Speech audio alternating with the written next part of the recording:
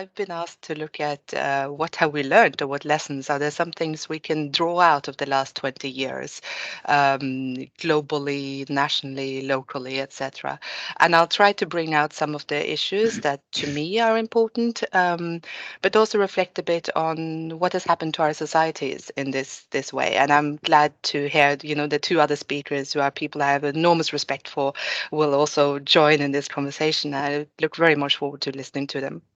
So my background comes from both research, government, having worked on foreign policy, but also domestic policy, terrorism, counterterrorism since 2001. And importantly, I think for many in this room, also worked on the National Action Plan that came out in 2014 and that we saw became mushroomed into a number of local action plans. Now, looking back at the last 20 years, I think there are four main issues that I'd like to bring up. And one of them is really how foreign policy, surprise, surprise, became domestic policy. You saw the rise of homegrown terrorism, of foreign fighters, etc.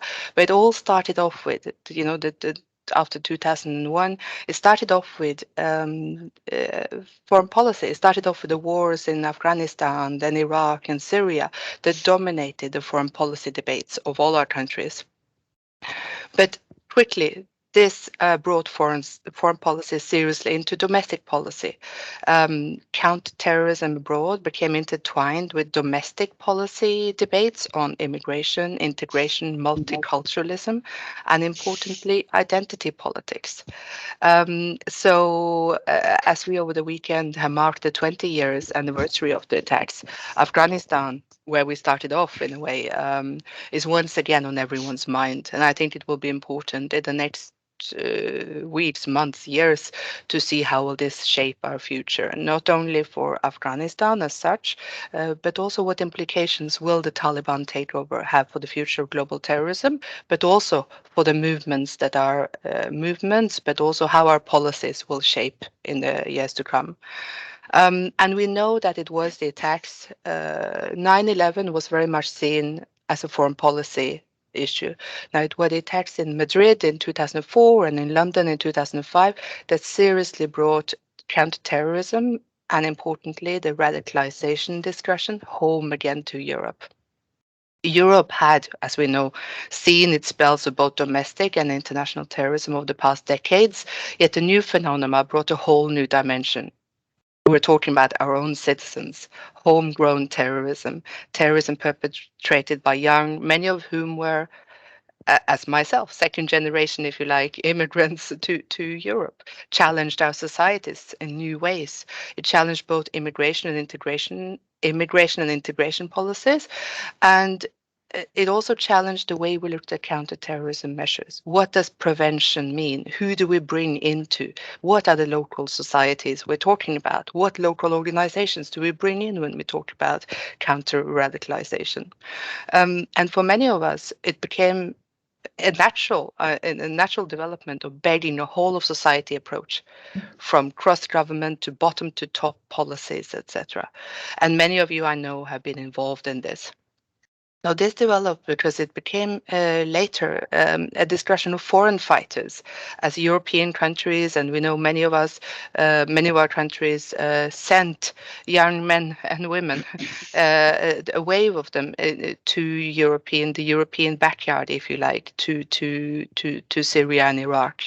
And following on from that, you had the refugee crisis in 2015, which further fueled the domestic debates as humanitarian imperatives were mixed with discussions on security implications. And the questions are still there regarding foreign fighters and will continue to be there, I think. And this relates to me to a second point, which is the harshening of the debate as a result of what we saw, I think, very much in the aftermath of 11th of September. You had, and the second topic, you could call it the Mohammed cartoons, the Hashing debate, and the rise in hate speech. For the Nordic countries, we experienced this security debate, threat actor debate, if you like, also intertwined with discussions on freedom of speech, freedom of press. The idea was kept alive by a constant revival of the debate on Mohammed cartoons and the messaging by violent extremists. And debates we know have been particularly high in Norway and Denmark, but also in other countries, with several rounds of heightened security over the last decade due to the publication of the Muhammad cartoons.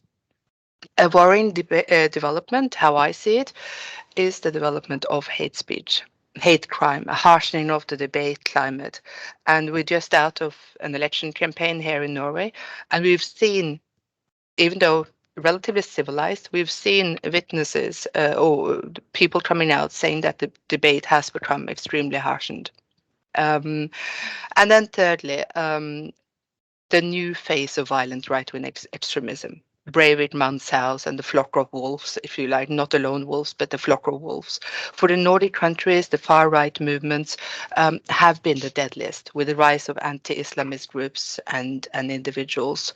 Um, so the far-right movements in Europe shifted from a predominance of neo-Nazis, we know from the 1990s, to what we call anti-Islamist groups and individuals.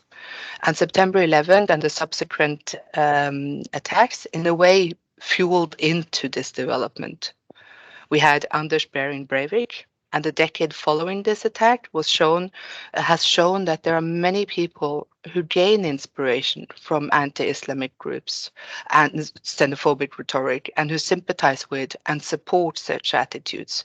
The number of individuals who encourage anti-Islamist rhetoric appears to be increasing.